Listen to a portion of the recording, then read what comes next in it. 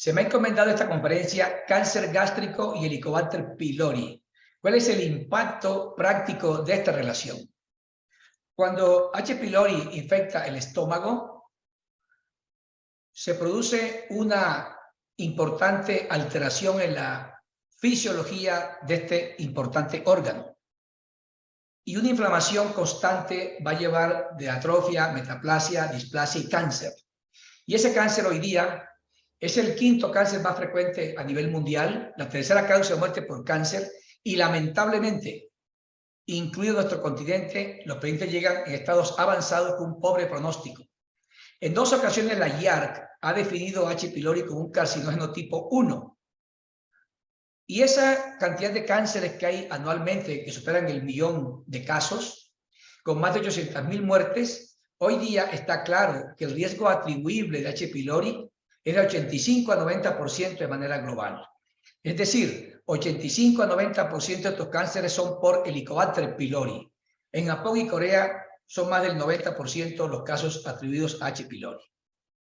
El profesor Correa hace muchos años hizo una importantísima propuesta sobre cómo sería la carcinogénesis, cómo la concebía él. Y en el curso de los años, esta cascada ha ido modificándose. Inicialmente, en el 75, presumía que era normal el estómago, gastritis superficial, metaplasia del intestino delgado, metaplasia del colon, displasia leve, severa, cáncer y la invasión. En el año 92 fue simplificando los tipos de metaplasia y en el 2012 creo yo que es la forma en que hoy día el mundo acepta más claramente que puede ser la carcinogénesis. En este modelo hipotético del doctor Correa, la mucosa sana un día es infectada por H. pylori.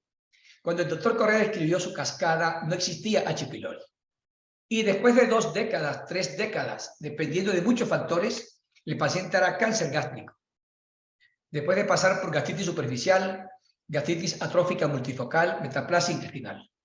Y aquí, en la gastritis atrófica multifocal, empieza la cancerización del estómago. Y con base en este modelo hipotético, hay 2 consecuencias clarísimas para el mundo científico. Una, que erradicando Helicobacter pylori se puede evitar el cáncer gástrico. Y se llamaría la prevención primaria del cáncer gástrico. Y la segunda estrategia derivada de este conocimiento de la carcinogénesis es que si se erradica H. pylori y está presente atrofia y metaplasia, el paciente habrá que estratificarlo para hacer una vigilancia hacia el futuro y hacer prevención secundaria. El concepto de prevención primaria está claramente demostrado a nivel mundial. Las evidencias en el 2023 son múltiples, pero he traído aquí unos casos de controles, estudios de corte, ensayos clínicos y metaanálisis. Este interesante estudio del Hospital de Veteranos de Estados Unidos, con más de 370.000 pacientes, demostró que en pacientes asintomáticos, si se erradica H. pylori, el riesgo de cáncer se disminuye un 76%. Este trabajo me parece muy importante porque es de un país desarrollado. Sin embargo, la mayoría de los pacientes incluidos aquí son pacientes que pertenecen a orígenes étnicos en el cual el cáncer gástrico es frecuente. Otro aspecto importantísimo es que se ha demostrado que si hay un paciente con cáncer gástrico temprano, se trata endoscópicamente. Si no se erradica el Helicobacter pylori, hacia el futuro habrá un cáncer metacrónico. Y ustedes pueden ver aquí que si se erradica H. pylori, lo que está en la línea roja, habrá cáncer metacrónico en la mitad de los casos versus no dando tratamiento para Helicobacter pylori. Y en pacientes que tienen historia familiar de cáncer gástrico, o dicho de otra manera, los familiares de primer grado de un paciente con cáncer gástrico, se ha demostrado que si se erradica el Helicobacter en ese familiar de primer grado, también se disminuye notablemente la incidencia de cáncer, un porcentaje altísimo, 55% es el hazard ratio, 55% se disminuye el riesgo de cáncer en estos individuos. Pero indudablemente este es el metaanálisis más completo publicado al día de hoy. Se encontró que en gente asintomática erradicarlo disminuye la incidencia de cáncer en un 46% y ratifica el concepto de que si se erradica cuando hay cáncer gástrico temprano, hacia el futuro también habrá prevención del cáncer metacrónico. Y asimismo, se ha encontrado que erradicar H. pylori también disminuye la mortalidad por cáncer. Le disminuye en un porcentaje altísimo, 39%, de tal suerte que esta evidencia cada día anima más a la humanidad a tener en cuenta este concepto. Pero creo yo que este trabajo en las Islas Matsu ha demostrado algo impresionante y creo yo que es el mejor trabajo de las últimas décadas sobre este tema. La erradicación global del Helicobacter en estas islas, en gente de alto riesgo, disminuyó la incidencia de cáncer en un 50% y la mortalidad un 25%. Pero este es el estudio con más largo seguimiento. Este estudio hoy día no podría hacerse éticamente. Se erradicó H. pylori en más de 800 pacientes y hubo placebo en más de 800 pacientes. Después de 26 años de seguimiento, esto ha sucedido. Globalmente, la incidencia de cáncer bajó un 43%. Y cuando se hizo análisis por subgrupos, se encontró que si se tiene en cuenta pacientes sin lesiones precursoras, sin condiciones precursoras de cáncer, la incidencia bajó un 63%.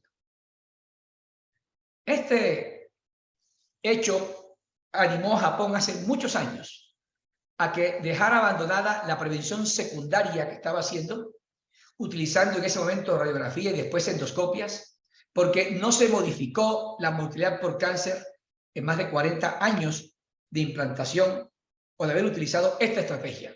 En cambio, cuando el Estado, como política de Estado, comenzó a erradicar H. pylori a todo el mundo, se ve cómo de manera estadísticamente significativa, año tras año, baja la incidencia de cáncer. Y recientemente un estudio económico mostró esas líneas anaranjadas que hay ahí, donde se encuentra que esto es costo efectivo erradicar H. pylori a toda la población. En ese orden de ideas, entonces, uno puede decir que la prevención primaria se puede coadyuvar comiendo frutas, verduras, evitando consumir sal, licor, fumar, refrigerando los alimentos, pero el factor más importante es erradicar el Helicobacter pylori. Eso tiene una implicación muy fuerte y es que H. pylori encontrado debe ser erradicado así el individuo esté asintomático.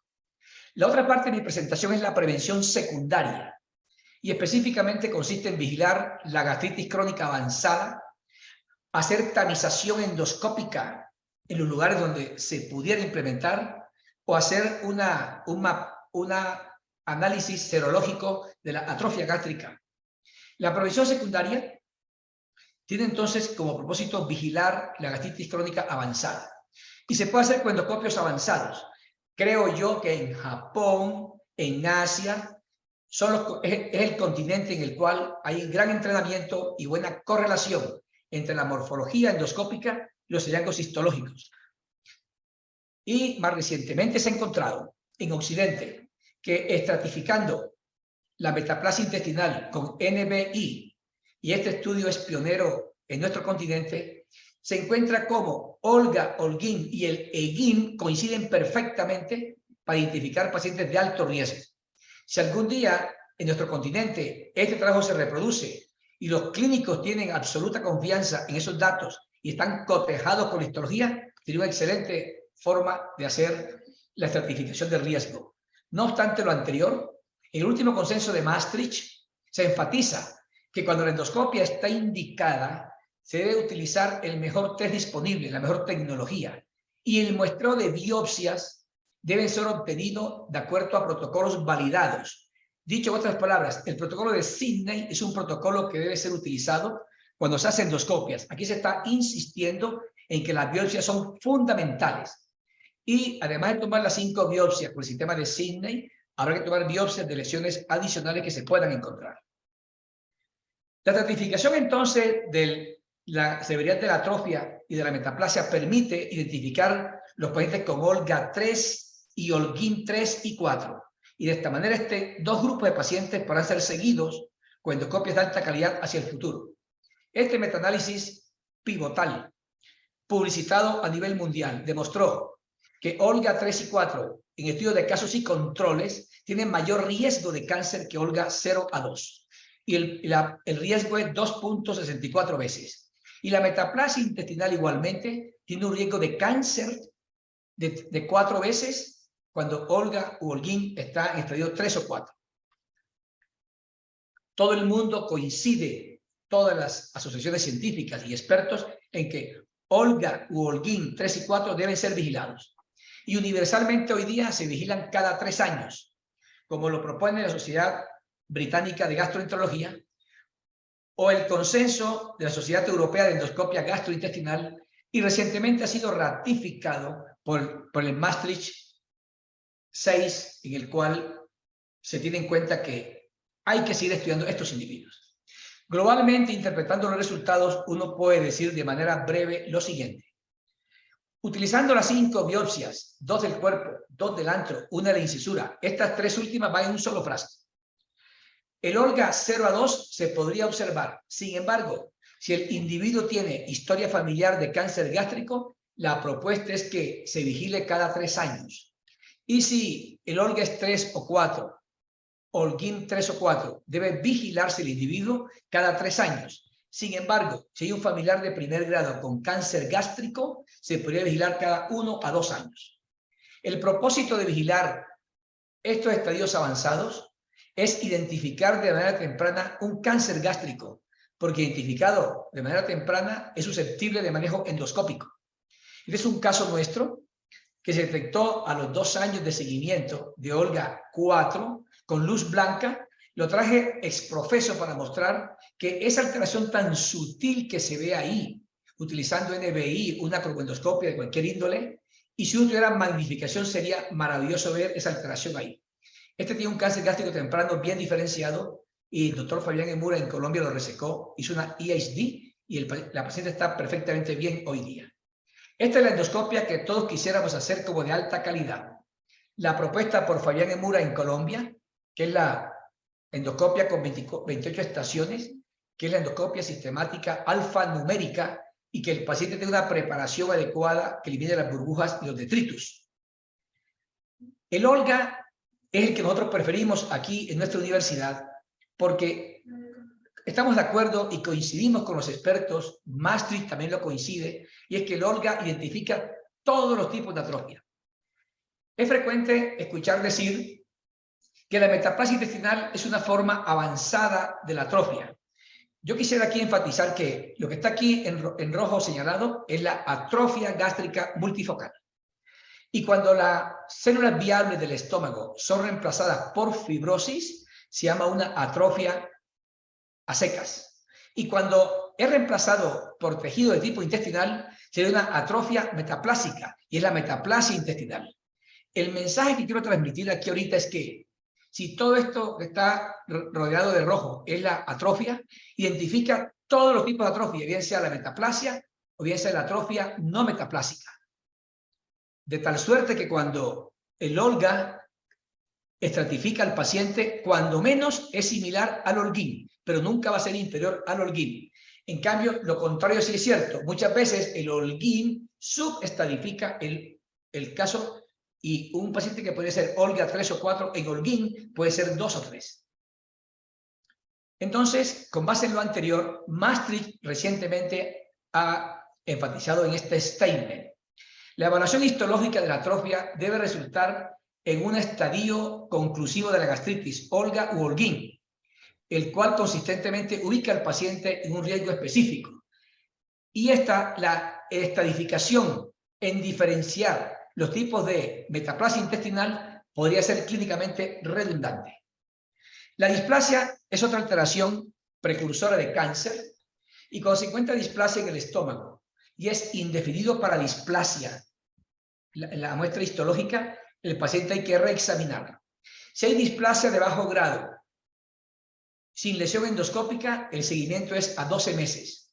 Pero si hay displasia de bajo grado y se identifica endoscópicamente el sitio, debe ser resecado.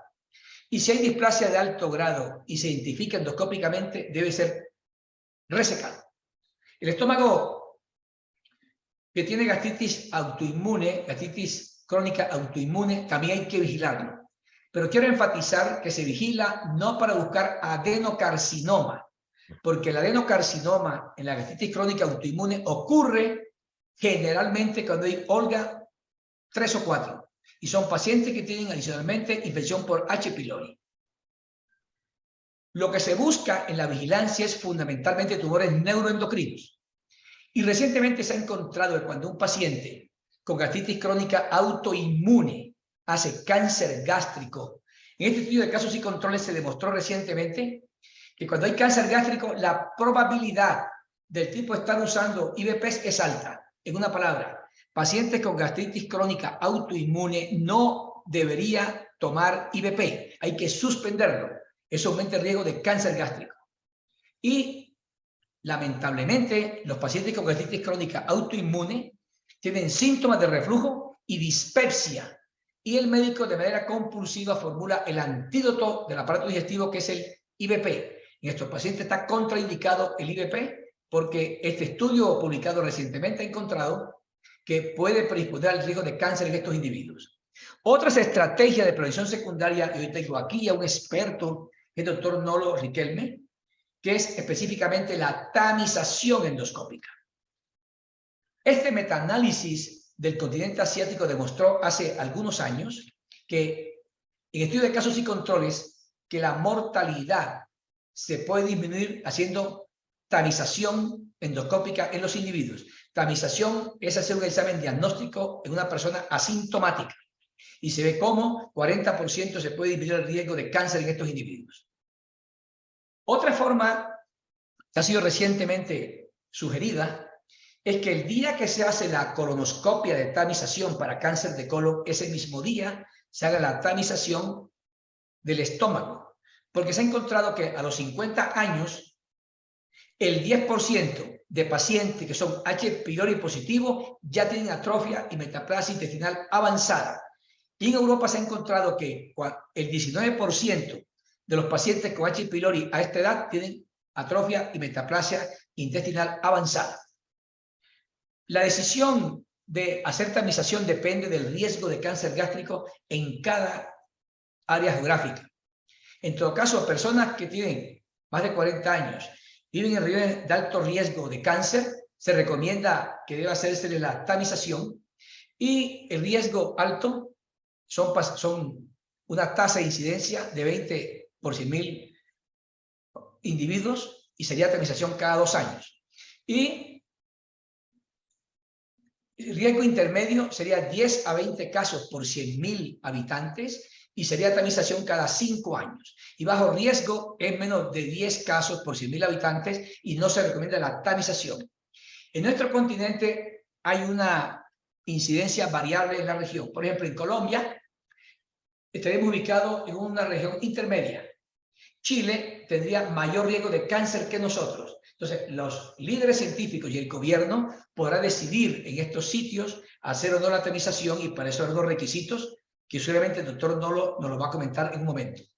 El problema que yo veo para la tamización, como está descrita aquí, es que desafortunadamente los gastroenterólogos de Occidente no tienen la misma eficacia de detectar el cáncer gástrico temprano. Aquí se ve cómo en Corea, en el 2001, el 39% de los cánceres gástricos eran tempranos, pero la forma en que se han auditado, se han autoauditado y se ha hecho unos estudios y se ha hecho propaganda y educación a los médicos, 73% de los cánceres son tempranos en ese continente. En cambio, en Estados Unidos no ha variado 23 a 24% en todo este lapso que está estudiando ahí. En Colombia no sabemos, pero sí puedo decirles que en Colombia es muy raro ver el cáncer gástrico temprano. Esta mañana fui jurado de una tesis de Emura Center y Fabián Emura, durante 16 años, resecó 122 casos de cáncer gástrico temprano. Ustedes pueden ver que un mundo de años para solo 122 casos de cáncer. Es porque el cáncer gástrico temprano nosotros aún no sabemos identificar. Otra forma de hacer una tamización es con un screening serológico. En cada país, en cada sitio, habrá que verificar el comportamiento de los pepsinógenos. De todas maneras, los estudios poblacionales a nivel mundial han encontrado que estos pepsinógenos tienen una sensibilidad de 35%, especificidad de 96%, valor predictivo negativo de 91%, pero yo insisto en que en cada región esto habrá que verificar. Los mensajes para la casa que quisiera de mi conferencia son estos. La prevención del cáncer primario en América Latina sería, al igual que en Asia, erradicar H. pylori a todos los infectados. La prevención secundaria debe comenzar mínimo con vigilar la atrofia y la metaplasia intestinal avanzadas, utilizando respectivamente el Olga o el Olguín. Y si el individuo, esta pregunta siempre me la hacen, habrá que determinar si la morfología con endoscopio avanzado se correlaciona con la histología. Y si ha llegado a ese alto índice kappa, estamos de acuerdo que el que tenga la experticia lo haga con endoscopios avanzados.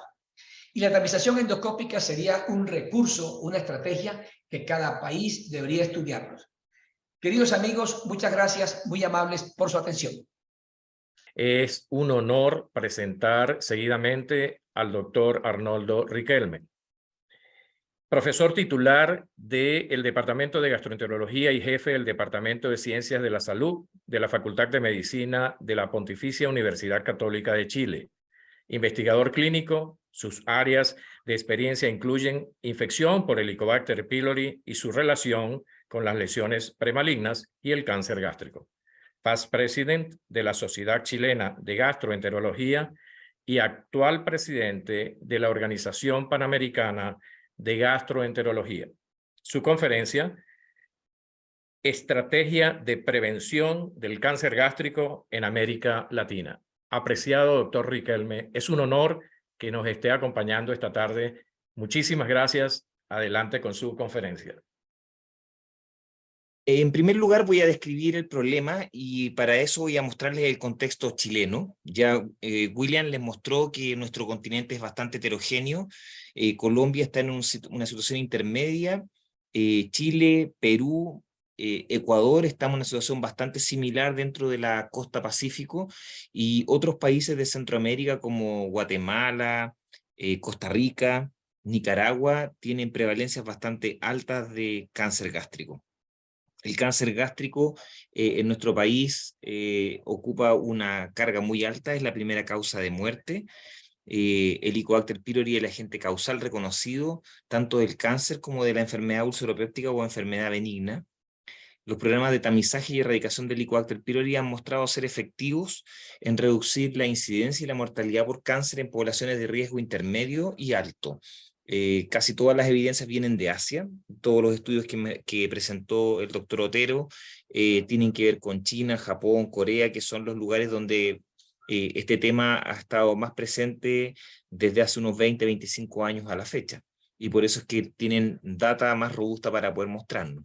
Y en particular se aplican de mejor manera, de manera más eficiente o costo efectiva, cuando la prevalencia es mayor de 20 por cada 100.000 habitantes. Nosotros tenemos en el país 21 por cada 100.000 habitantes. Santiago tiene 13 por cada 100.000 habitantes. Siempre en las ciudades, urbes más grandes, hay mayor efecto en términos sanitarios, ¿no es cierto? Hay brechas socioeconómicas, pero igual se vive dentro de una gran ciudad, y seguramente en Venezuela deben pasar situaciones similares entre Caracas y el resto de las ciudades que tienen en el país. En Chile nuestro enfoque no es que no tengamos coberturas, sino que tenemos un enfoque curativo.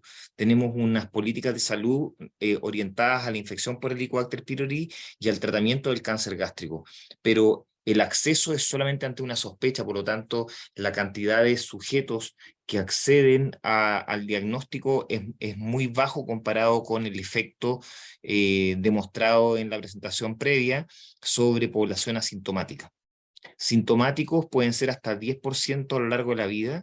Nosotros tenemos entre un 7 y un 2% de sintomatología dependiendo del estrato socioeconómico, y el acceso en salud es heterogéneo dependiendo de la estratificación de riesgo. Por lo tanto, las estrategias deberían estar enfocadas principalmente al diagnóstico de Helicobacter pylori si queremos hacer prevención primaria, y a la activación de tratamientos de manera masiva. Nosotros tenemos este GES, o Garantía Explícita en Salud para el Helicobacter pylori, que se activan 50.000 casos al año, pagado por el Estado, es de acceso universal.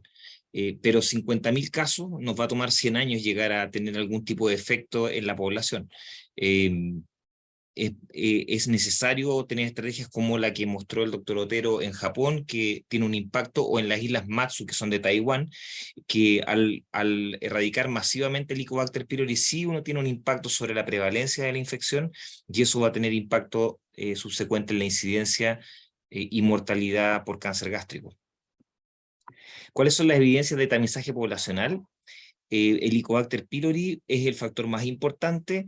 Hay otros factores como tabaco, alcohol, consumo alto en sal. En Chile más del 70% de la población está infectada, pero eso depende también de la cohorte. Es decir, gente de más de 50 años está más cerca del 70%, y la gente menor de 30 años está más cerca del 40%. La población pediátrica en Chile tiene 17% de la infección. Así que si uno erradica el Helicobacter pylori en una franja de edad segura que va entre 30 y 50 años, lo más probable es que tengamos menos impacto sobre microbiota y mayor efecto en términos de erradicación masiva, no solo sobre la población target, sino que también evitando que desarrollen lesiones premalignas y que infecten a los niños y adolescentes que cohabitan con esas personas erradicadas. Respecto a la prevención secundaria, existen varias estrategias destinadas a detectar lesiones premalignas, principalmente atrofia y metaplasia intestinal, y el cáncer gástrico incipiente, destacando la endoscopía como método invasivo más importante. Ahora, las evidencias de prevención primaria lejos están enfocadas en el efecto de erradicación. La incidencia de cáncer gástrico en estas islas que se llaman Islas Matsu, que es lo que corresponde a la gráfica de la derecha, estaba en 64% la prevalencia de la infección por Helicobacter pylori, y la incidencia de cáncer gástrico estaba cerca de 80 por cada 100.000 habitantes. Y cuando uno tiene un impacto masivo sobre la erradicación de Helicobacter pylori, ustedes vean cómo en 4 años tuvieron un impacto brutal, bajando por debajo del 20-30% la prevalencia de esta infección, y eso implicó generar un impacto a su vez muy significativo en la incidencia de la infección, y se proyecta que para el periodo del 2020-2025 van a tener una incidencia de 16 por cada 100.000 habitantes en esas islas, cuando tenían cerca de 80. Ese es el efecto más importante que deberíamos perseguir en nuestro continente, que es la erradicación del Helicobacter pylori a través de testear y tratar. Existen varias formas, pero las no invasivas son las que tienen más rendimiento. Las disponibles en Chile son el aire expirado y el antígeno en deposiciones, pero el aire expirado es mucho más caro que el antígeno en deposiciones, así que nuestra propuesta al Ministerio de Salud es empujar, ¿no es cierto?, el testeo masivo y la erradicación del Helicobacter pylori. Lo que nos dio más costo efectivo fue el uso del antígeno en deposición, y después les voy a mostrar una estrategia que es híbrida, bastante novedosa, que en general no está publicada, pero es lo que estamos proyectando nosotros para nuestro país.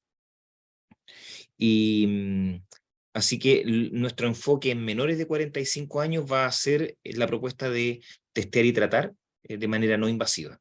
En los mayores de 45 años la propuesta es híbrida, después les voy a mostrar más en detalle, pero es un primer nivel serológico, después un segundo nivel que es usando antígeno en deposiciones para confirmar infección actual en los que sean de bajo riesgo, y el tercer nivel ya es el uso de endoscopía, pero con un acceso racional a la endoscopía, porque no tenemos los recursos ni la logística para poder ofrecer un tamizaje universal como lo hacen en Japón y en Corea. ¿Cuáles son los consensos internacionales? El más importante es Maastricht, pero ya hay varios a la fecha, son todos congruentes.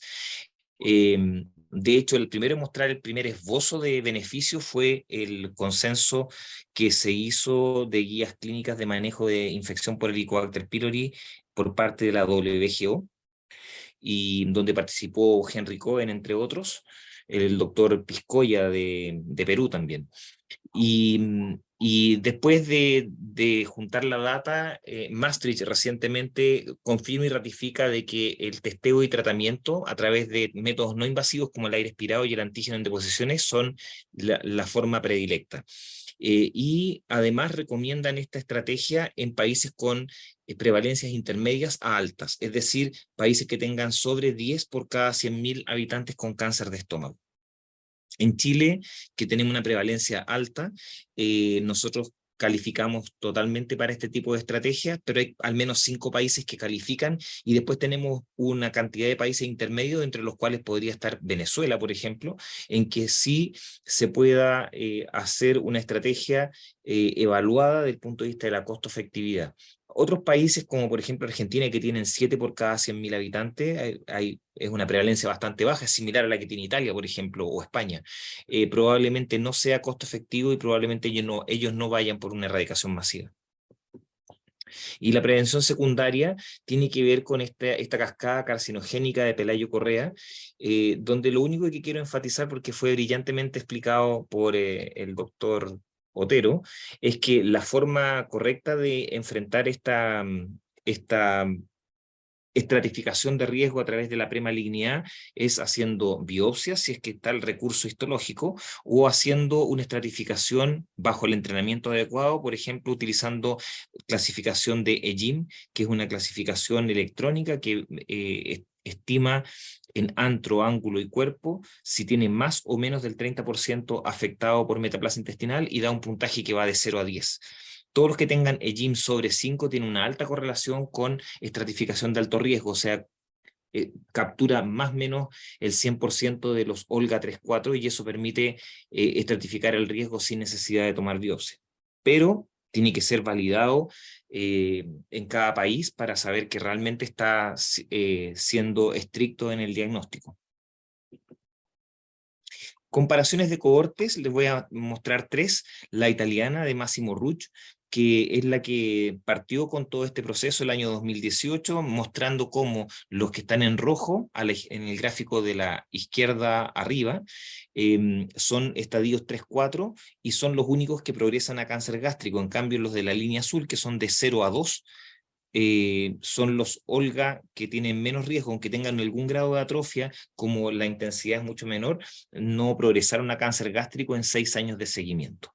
Nosotros tenemos nuestra cohorte chilena, que también está en base a Olga, y ustedes pueden ver cómo en Chile, con prevalencias más altas de cáncer gástrico, o sea, un país de alto riesgo versus un país de bajo riesgo, el Olga 3-4 sigue siendo el de mayor riesgo, pero el Olga 1-2 tiene un riesgo intermedio que probablemente requiere una vigilancia a 5 años versus la recomendación de los europeos, que es no seguirlo, darle un seguimiento muy, muy bajo. Y por último, les quiero mostrar la cohorte de Singapur, que es una cohorte que se basa en Olguim. Y ustedes pueden ver cómo en el Olguim tiene una estratificación de riesgo que es exponencial. No es lineal como es en el caso del Olga, sino que es exponencial, teniendo un máximo riesgo que es hasta 24 veces más riesgo adjudicado para los Olguim 3-4. La estrategia invasiva a través de la endoscopía universal es la que nosotros podemos sacar de Corea y Japón, pero para que ustedes se hagan una idea, Japón tiene un 26% de cobertura poblacional. Hace poco estuve en una reunión de prevención del cáncer gástrico citada por la Universidad de Stanford, y mostraban cómo habían tenido 15 millones de endoscopías en los últimos años. Entonces, una cantidad de endoscopías, pero en un nivel que muchos de nuestros países no podrían realizar. Los costos son elevados, las capacidades operativas y logísticas son desafíos, y en Chile, al menos después del COVID, lo que pasó es que las unidades de endoscopía estuvieron cerradas o trabajando solamente con las emergencias, y eso empeoró mucho las listas de espera, y tenemos algunas ciudades de Chile que tienen espera para 2 años de aquí a la fecha. Entonces, estamos haciendo todas las labores desde la Sociedad Chilena de Gastroenterología y la Asociación Chilena de Endoscopía Digestiva para poder mejorar ese acceso a la endoscopía. ¿Cómo estratificar el riesgo? En particular en los mayores de 45 años, nuestra estrategia es ir por el testeo no invasivo. Y eso implica utilizar ciertos biomarcadores. Por ahora lo que estamos proponiendo es usar pepsinógeno y serología de Helicobacter pylori, pero aquí ustedes pueden ver cómo uno puede mapear toda la cascada carcinogénica a través de muchos biomarcadores. Estamos trabajando en el desarrollo de una combinación de biomarcadores, porque, por ejemplo, el Trifoil Factor familia 3 es un buen marcador de metaplasia, el CA15-3, que es un biomarcador no invasivo que también se usa para cáncer de mama, puede establecer riesgos entre displasia y adeno-CA. y también la proteína C ultrasensible, que como es un marcador de microinflamación, también puede detectar sobre todo cánceres incipientes. Todo esto tiene que ser testeado, entonces por lo pronto lo que estamos proponiendo es el uso de los biomarcadores clásicos que ya están adecuadamente demostrados, pero tal como dijo William, tienen que ser testeados en su validez predictiva y la precisión diagnóstica para cada país en el contexto de sus prevalencias específicas. ¿Cuál es la estrategia de tamizaje para cáncer gástrico entonces?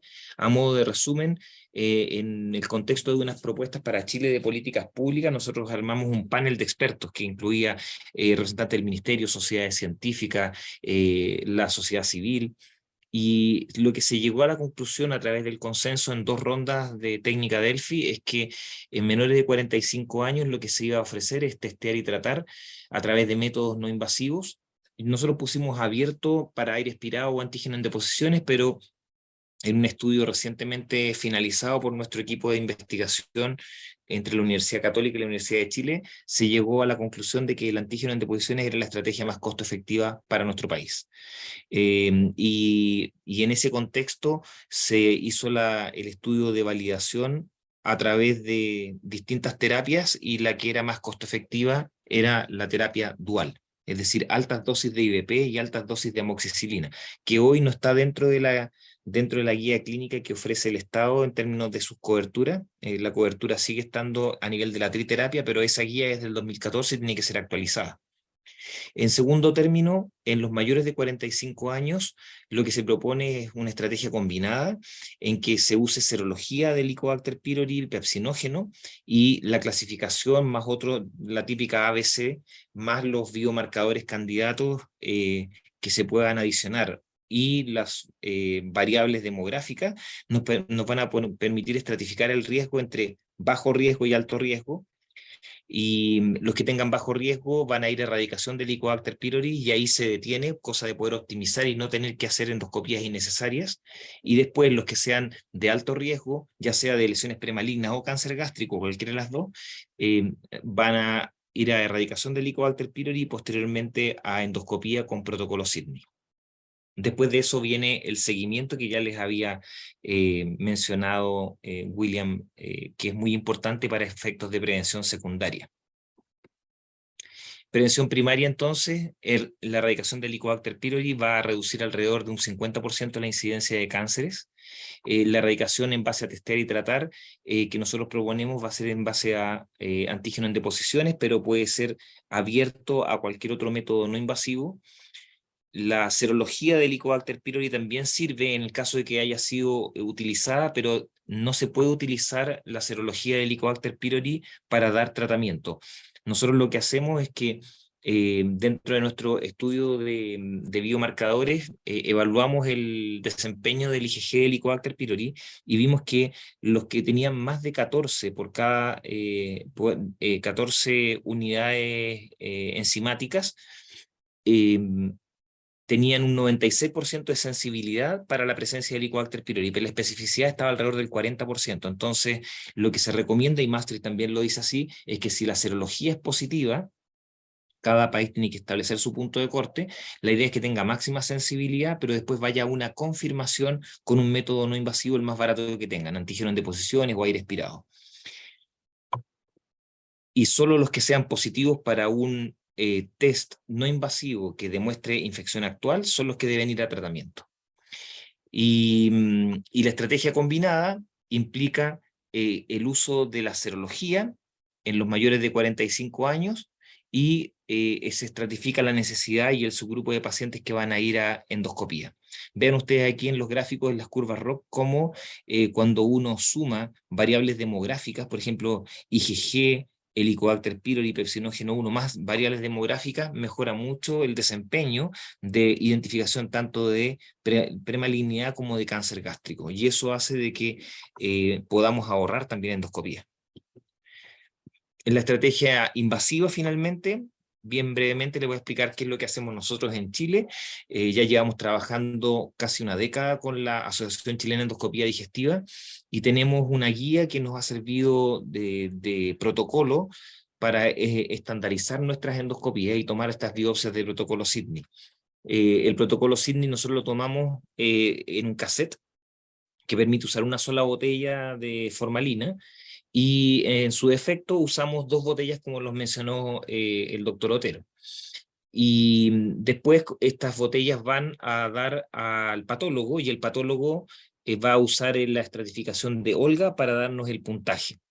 La Asociación Chilena de Endoscopía Digestiva el 2014 proponía que los Olga 1-2 tuvieran seguimiento cada 3 años y los Olga 3-4 tuvieran un seguimiento anual. Gracias a eso nosotros pudimos hacer un seguimiento muy estricto de los pacientes con lesiones premalignas, y lo que nos dimos cuenta con la cohorte ECOS, que es la que le mostré antes como la cohorte chilena con el doctor Latorre, vimos que es suficientemente seguro extender el tiempo y los Olga 1-2 hacer un seguimiento cada 5 años y los Olga 3-4 cada 3 años. Además, está más en línea con las recientes guías británicas y las europeas MAPS, que como lo mencionaba el doctor Otero. Este es el flujograma de cómo quedaría la estratificación de riesgo de los mayores de 45 años. A todos se les haría IgG de Helicobacter pylori, pepsinógeno 1, 2, más las variables demográficas, y se dividen en 2 grupos. Los de riesgo bajo, de tener lesiones premalignas y cáncer gástrico, que solo van a serología. Los que tengan el IgG de Helicobacter pylori mayor de 14 van a una confirmación con antígeno en deposiciones. Los que no tengan Helicobacter pylori presente como infección actual quedan sin seguimiento, y los que tienen positivo se activa el GES, estas garantías explícitas en salud que son pagadas por el Estado, y van a un tratamiento de primera línea. No requiere endoscopía, así que después de este flujograma no hay seguimiento endoscópico. Y en el caso de los riesgos moderados o altos, van después de la serología, pasan al antígeno en deposiciones, y los pacientes que están positivos son tratados. Pero sean positivos o negativos para el Helicobacter, todos van a ir a hacerse una endoscopía y se va a estratificar su riesgo a través de las biopsias por protocolo Sydney. Y los Olga 0 no van a quedar sin seguimiento, los Olga 1-2 quedan con un seguimiento a 5 años y los Olga 3-4 seguimiento a 3 años. Quizás quería darles algún detallito que es como de parte de nuestra cohorte, que quizás acá hay una sola excepción, que son los Olga 0, con Helicobacter pylori persistente. O sea, si sigue la infección, nosotros vimos que hasta un 20% progresaban a alguna lesión premaligna superior, o sea, a un Olga distinto de 0, no necesariamente a cáncer. Y eso podría requerir una reestratificación. Así que es muy probable que los Olga 0 con Helicobacter pylori persistente también tengan que hacerse una endoscopía de control a los 5 años. Solamente los Olga 0 HP negativo deberían quedar sin seguimiento alguno. Les doy las gracias, acá está mi correo electrónico, y antes de despedirme quiero darle 3 mensajes bien breves. El primero es que con el doctor Otero, con el doctor Remestroche de México, con el doctor Oscar Laudano de Argentina y el doctor Piscoya de Perú ya estamos avanzando fuertemente en el registro latinoamericano del Helicobacter pylori. Es una gran iniciativa que nos va a permitir mejorar nuestros estándares de tratamiento y de calidad en el manejo de los pacientes infectados. Nos va a permitir colaborar y aprender de buenas prácticas que tenemos en cada uno de nuestros países, y ya llevamos más de 1000 pacientes si sumamos el registro latinoamericano con el registro brasileño.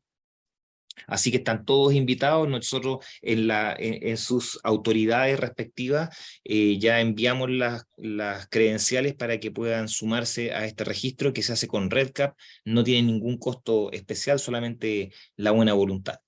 El segundo estudio es que estamos trabajando en un estudio de políticas públicas que muy pronto les vamos a estar mandando la invitación para poder levantar esta información de cuáles son las políticas públicas que se están implementando en nuestros países para poder generar lo que se llama un índice de preparación que permita tener ciertos estándares homologados para cada uno de nuestros países del continente. Y eso lo vamos a trabajar con todo el continente. Eso incluye también Canadá y Estados Unidos. Y en tercer lugar, pero no menos importante, dejarlos muy invitados a las SPED, las Semanas Panamericanas de Enfermedades Digestivas, que vamos a realizar como parte de nuestra actividad conjunta entre OBGE y CIED, y eso va a ser del 8 al 11 de octubre en Santiago de Chile, y esperamos tener muchas actividades relacionadas con cáncer gástrico y con Helicobacter. Solo como primicia les digo que viene Peter Manfeldheimer, Francis Megro, que son los principales autores de Maastricht, Massimo Ruch, que fue el que inventó esta cohorte italiana de seguimiento de Olga, y, y muchos expertos de Estados Unidos, como la doctora Camargo, colombiana estadounidense, Chail Yachá de UCSD, Rod Wang de Stanford y muchos otros. Así que quedo disponible para preguntas, igual que William. Muchas gracias.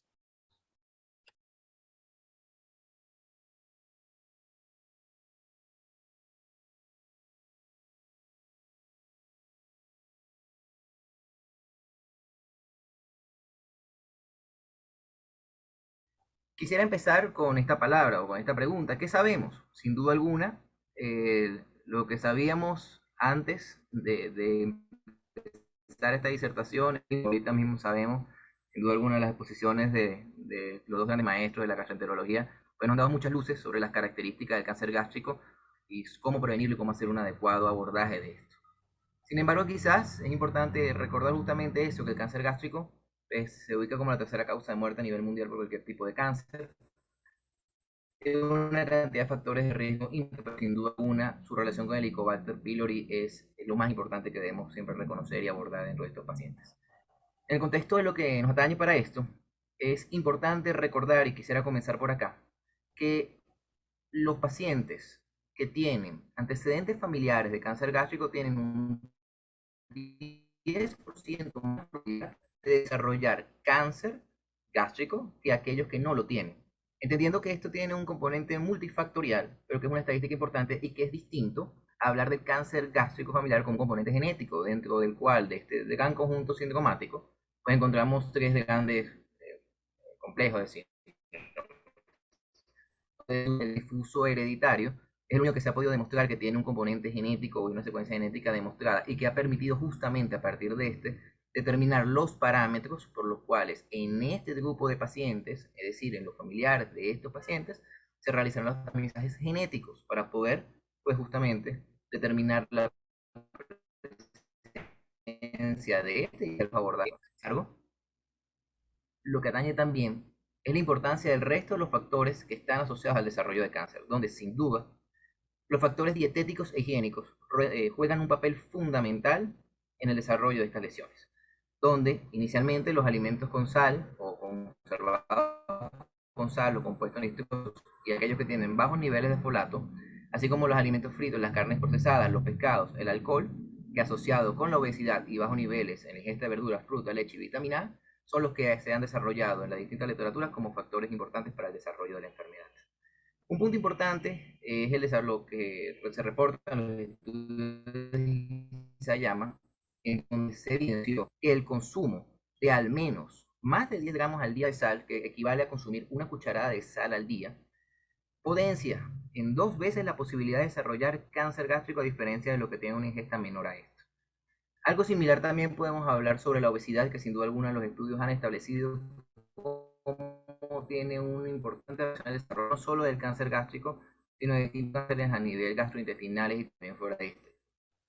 E incluso, como ya bien conocemos, pues se establece la relación directa entre el consumo de tabaco, en una proporción de más de una cajetilla al día entre los 10 a 20 años siguientes, en comparación a los pacientes que no consumen cigarrillos, y sin duda alguna los distintos metaanálisis han demostrado cómo se desarrolla de forma directa, en relación directa con el desarrollo de la lesión. Como bien reportaban los maestros, es indispensable el desarrollo de técnicas endoscópicas y las tomas de biopsias dirigidas para poder hacer los análisis y los diagnósticos oportunos y tempranos.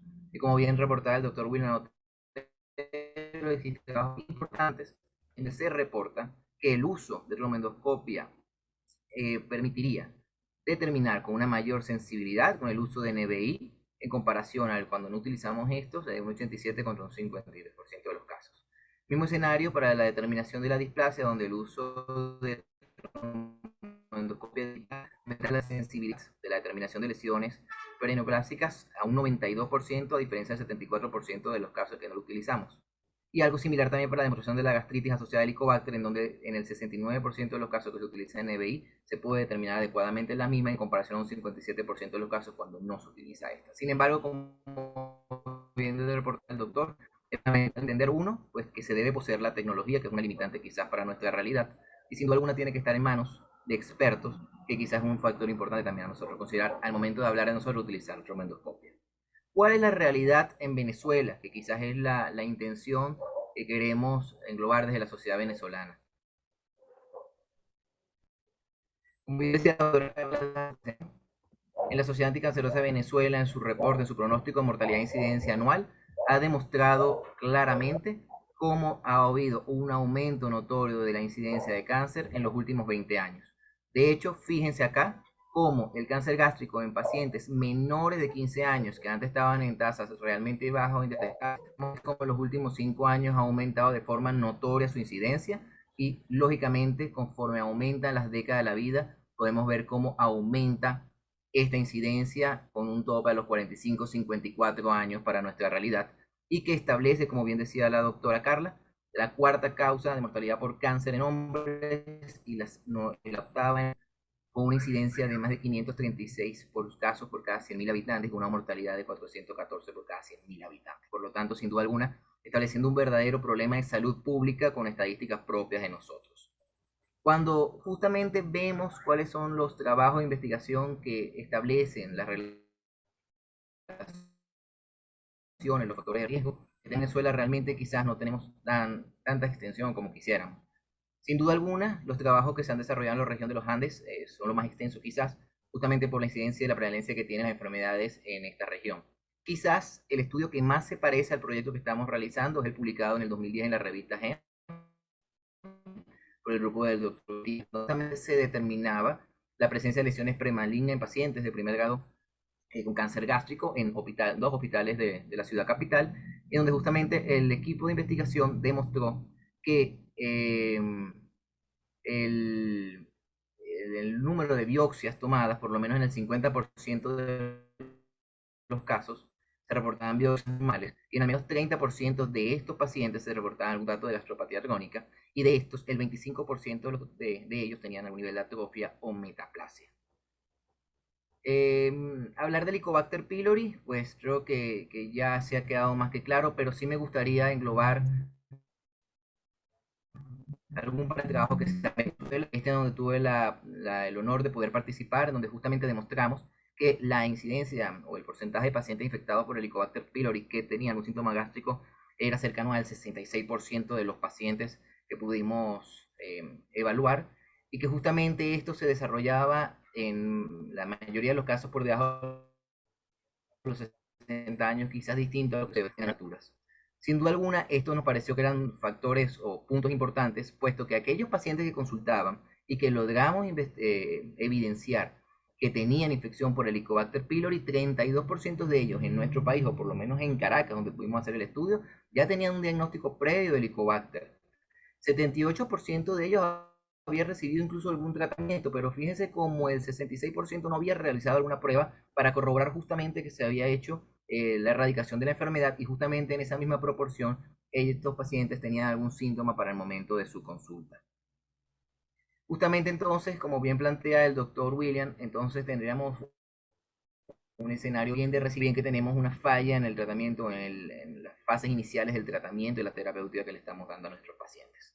Estos otros estudios justamente demuestran la alta incidencia que existe no solamente en pacientes sintomáticos, sino también asintomáticos en los distintos estados evaluados en este estudio, pero denotando justamente que en los estados andinos donde encontramos mayor casos de Helicobacter pylori, tanto sintomáticos como no sintomáticos, y así hacer también un llamado a una felicitación a las actividades de la Sociedad Anticancerosa de Venezuela por hacer estos screenings, estos estados de tamizaje, para intentar hacer prevención temprana de estos pacientes.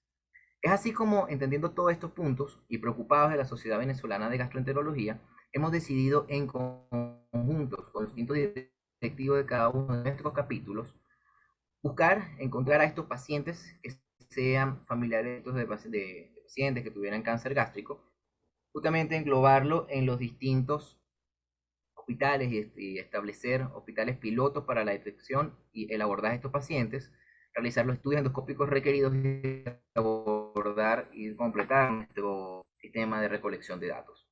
Sin embargo, más allá del sistema hospitalario, pues es importante, es también importante para nosotros reconocer la necesidad del apoyo que nos puedan prestar también todos los que por lo menos están hoy conectados con nosotros desde el sector privado, pues que también tengan algún paciente que nos puedan abordar información de esto.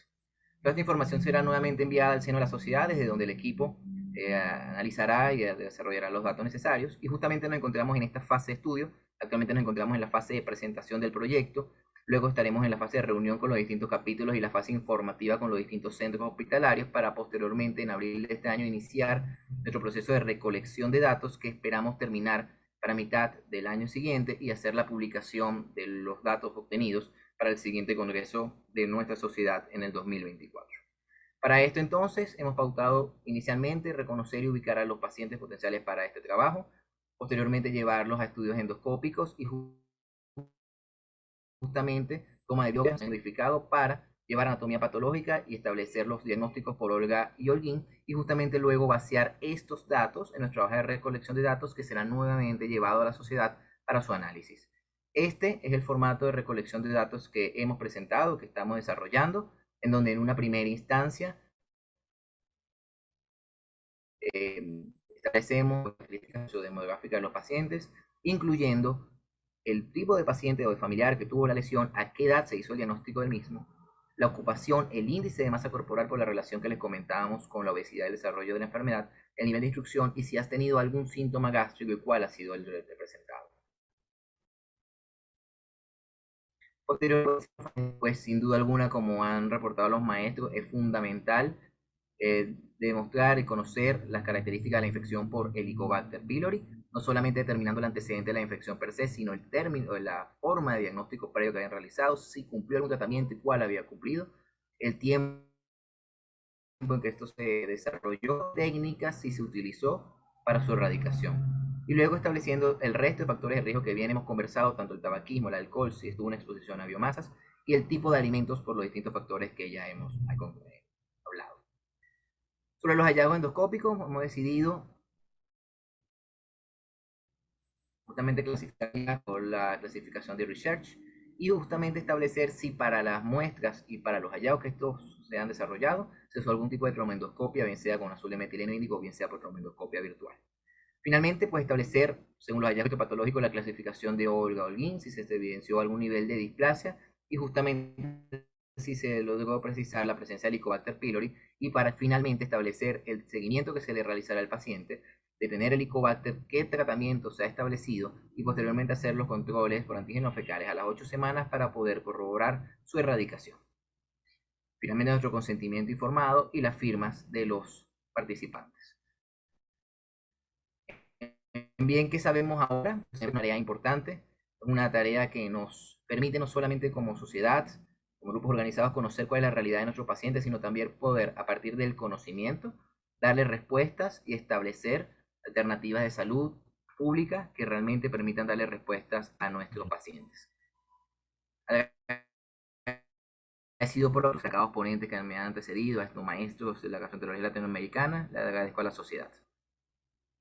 Hay algunas preguntas y una de las primeras que quiero formular es al doctor Otero. Apreciado doctor Otero, ¿se incrementa el adenocarcinoma de esófago luego de erradicar el Helicobacter pylori? Me parece excelente la pregunta, doctor Beitía. Esa es una consideración francamente teórica.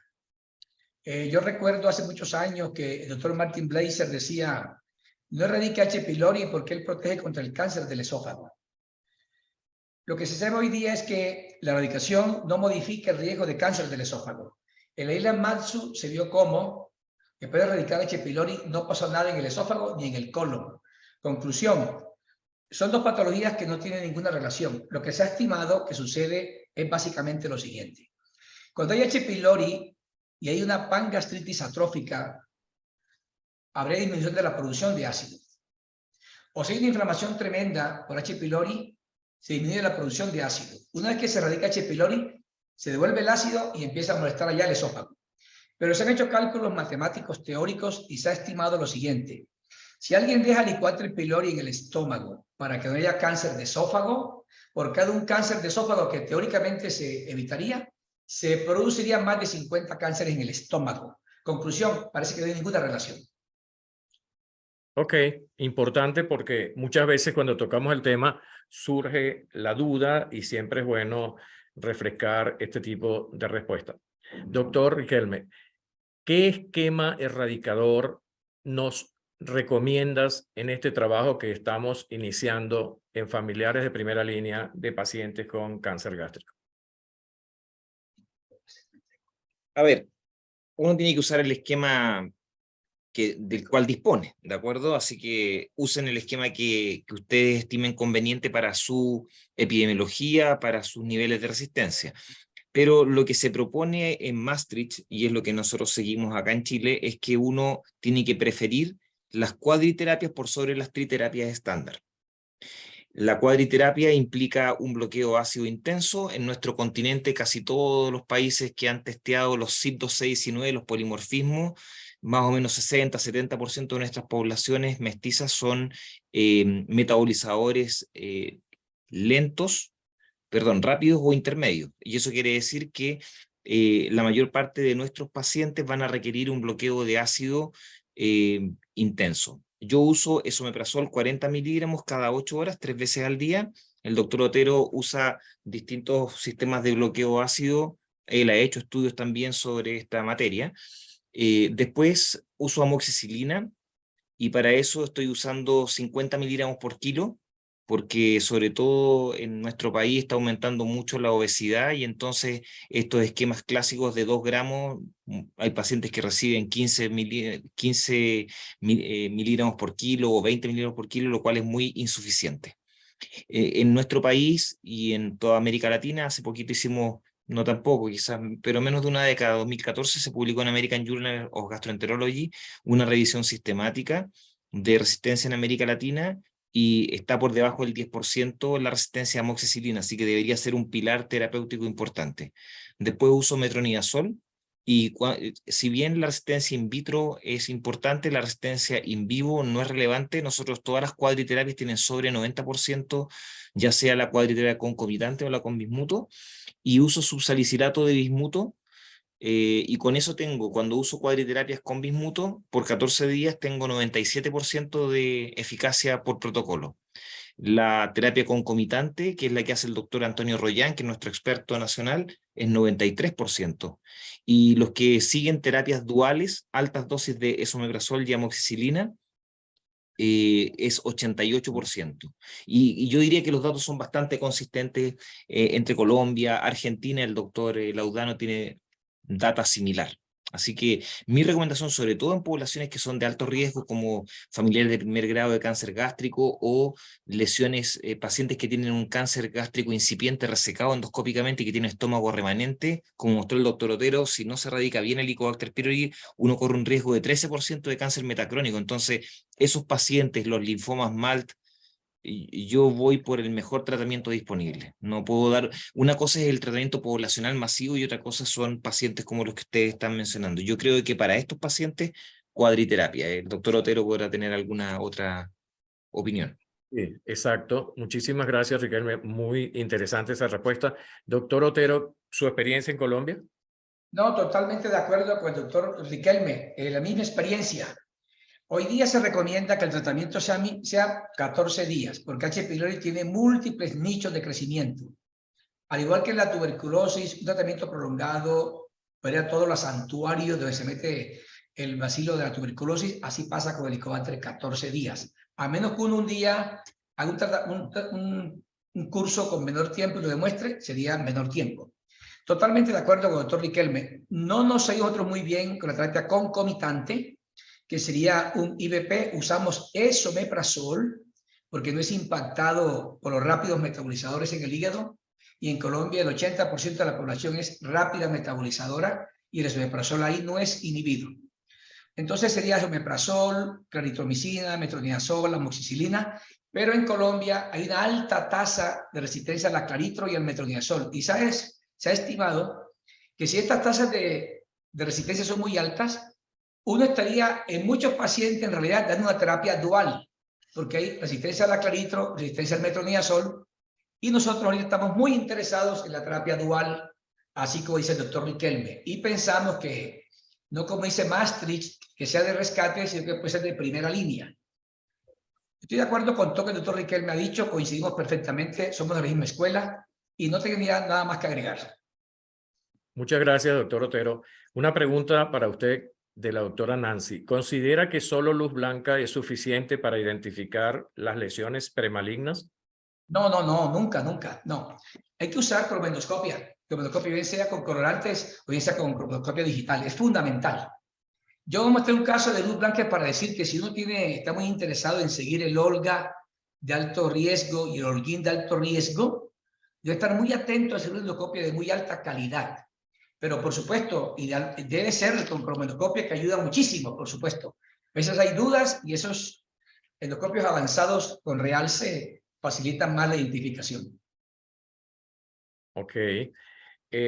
Preguntan, ¿qué debe tener? Pregunta formulada por el doctor Olmos. ¿Qué debe tener el informe de anatomía patológica o qué debo pedirle al patólogo si he tomado adecuadamente las biopsias?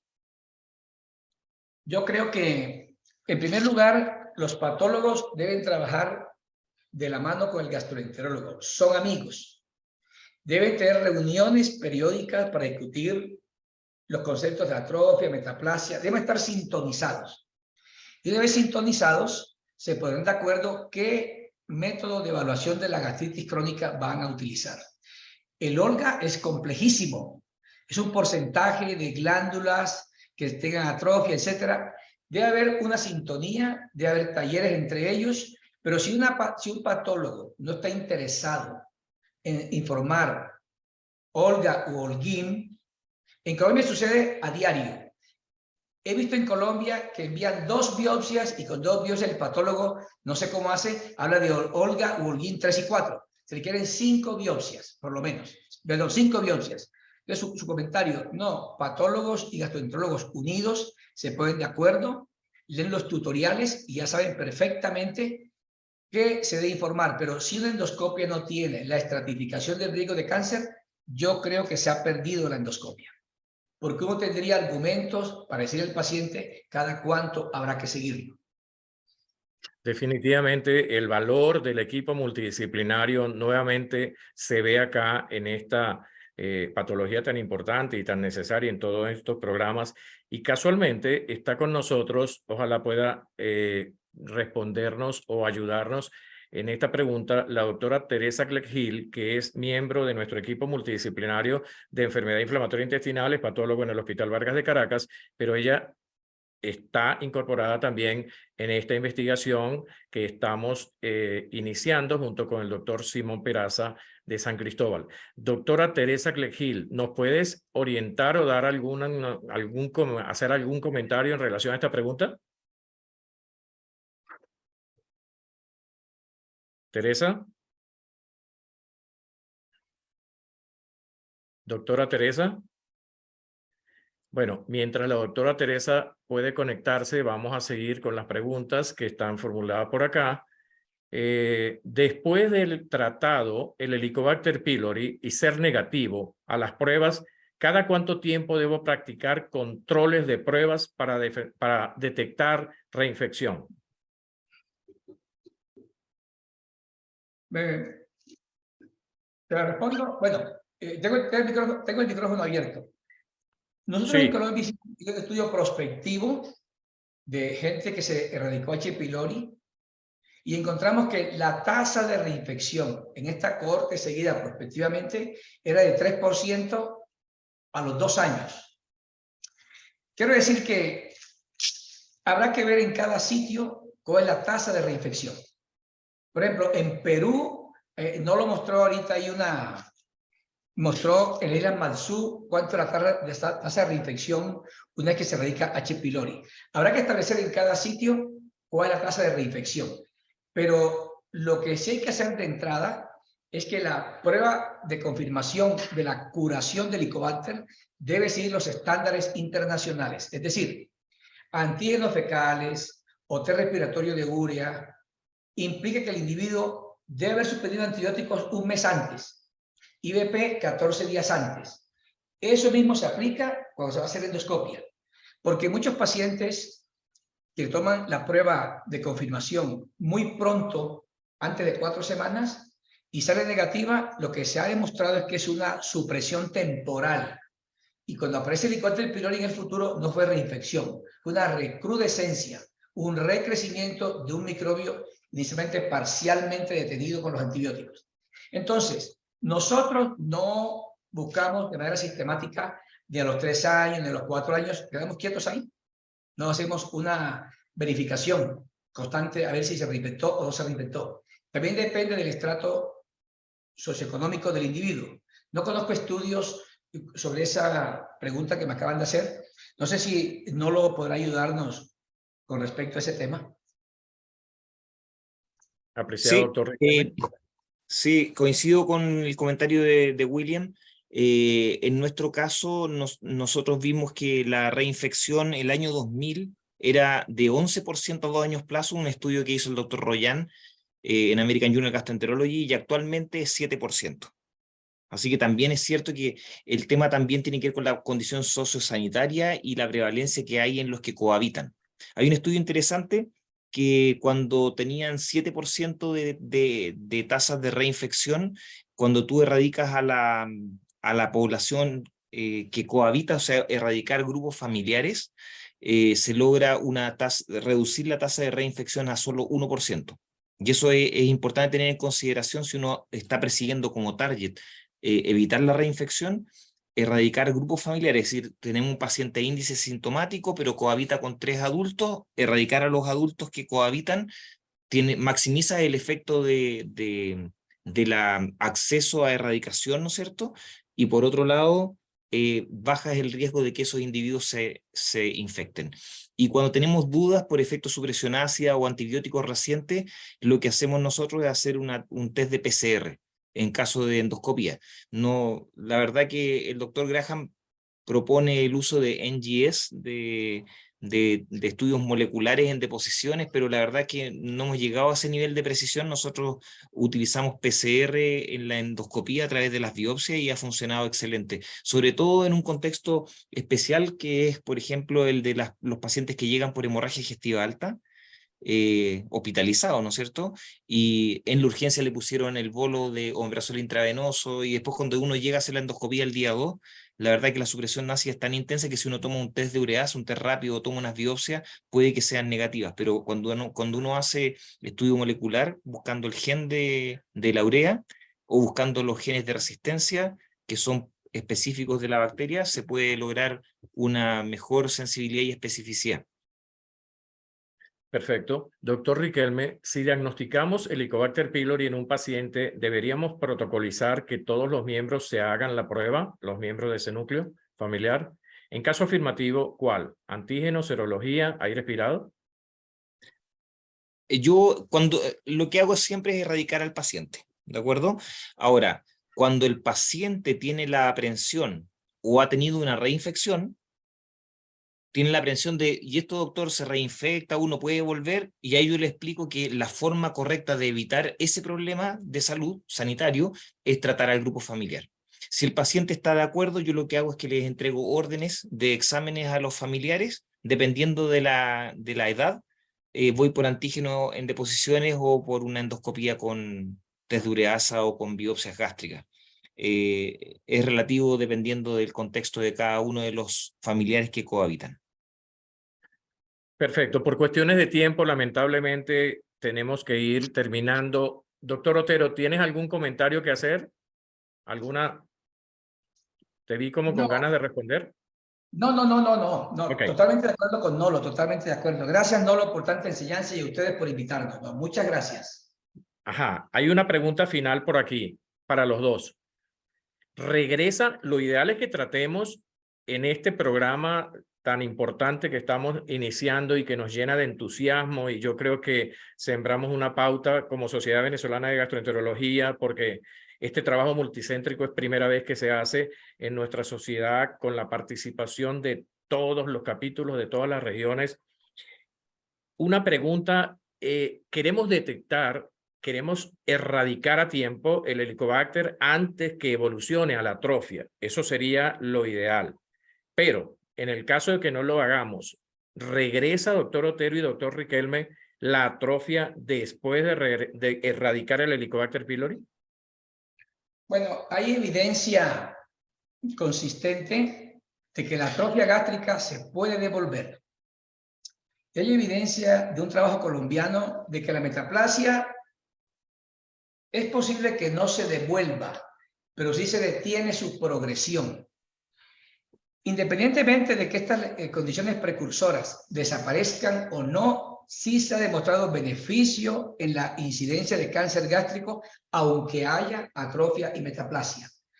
Cuando no hay atrofia ni metaplasia, el impacto en la reducción del cáncer es mucho más marcado. Pero su pregunta concreta, la atrofia se ha encontrado que se puede regresar. La metaplasia, hay mucha controversia y en general no estamos seguros. No sé, Nolo, ¿qué opinión tiene al respecto? Sí, en nuestra cohorte, que es la cohorte ECOS, vimos que un 30% de los pacientes seguidos a 5 años tenían regresión de la atrofia. Así que efectivamente, no solo la desinflamación, sino que también después la regresión de la atrofia en 1 de cada 3, es bien impresionante. La metaplasia se considera un punto de no retorno. La regresión de la metaplasia es muy pobre y es una regresión, diría yo, clínicamente no significativa. Lo más probable es que sea un problema de muestreo, un problema de sampling, ¿no es cierto? Porque uno está tomando solo 5 muestras que tratan de representar todo el estómago, pero en realidad la superficie del estómago son varios centímetros cuadrados y uno en biopsias milimétricas no necesariamente cae en el mismo lugar que cayó 3 años atrás. Así que mi impresión, como dice William, es que lo que sucede con la metaplasia es que se estabiliza y uno evita progresión posterior, y en el caso de la atrofia se genera regresión. Lo que sí es importante como mensaje para ustedes es que siempre es un buen momento erradicar el Helicobacter pylori. Cuando uno erradica antes de la atrofia o de la metaplasia intestinal, lo que está haciendo es evitando que ese sujeto tenga un riesgo de cáncer a 10 años plazo. Por eso es que podemos sacarlos de follow-up. Los que tienen atrofia y metaplasia, vamos a reducir en cerca de un 50% el riesgo de cáncer, como lo dijo William. Y cuando el paciente ya tuvo el cáncer y queremos evitar el cáncer metacrónico, vamos a reducirlo en un 50% la aparición de cáncer en el estómago remanente. Entonces, no veo el escenario en que no sea bueno erradicar el Helicobacter pylori. Solamente cuando uno tiene algún tipo de cuidado particular respecto al impacto en la microbiota, por ejemplo, enfermedad inflamatoria intestinal, hay ciertas circunstancias en las cuales uno puede ser más cauto. Pero cuando estamos hablando de población general o población sintomática digestiva alta, hay que erradicar. Bueno, después de esas excelentes respuestas de ustedes, no nos queda otra forma de decir que estamos en el camino correcto y que este trabajo que estamos iniciando va a aportar mucho beneficio y hacer esa erradicación en el tiempo oportuno para evitar esa evolución hacia algo que ya las cifras nos dicen que son preocupantes y que nosotros podemos en gran parte controlar. Bueno, llega el momento del agradecimiento, apreciados maestros, muchísimas gracias, repito, es un honor que hayan estado con nosotros en esta reunión que ha organizado la Sociedad Venezolana de Gastroenterología para nuestro país y sabemos que muchas de las cosas que se han dicho acá van a ser, Dios mediante, aplicadas en el resto de los países latinoamericanos. Gracias, maestro William Otero, gracias, maestro Arnoldo Riquelme, por tan excelentes presentaciones. Vamos a estar en contacto permanente. Gracias a todos los asistentes por su participación. Ya nos vamos a poner en contacto la próxima semana con los presidentes de los capítulos para comenzar a discutir, a intercambiar información sobre este necesario proyecto que, como una gran familia de la Sociedad Venezolana de Gastroenterología, vamos a desarrollar en nuestro país. De nuevo a todos, muchísimas gracias. Estamos completamente agradecidos y orgullosos de su participación.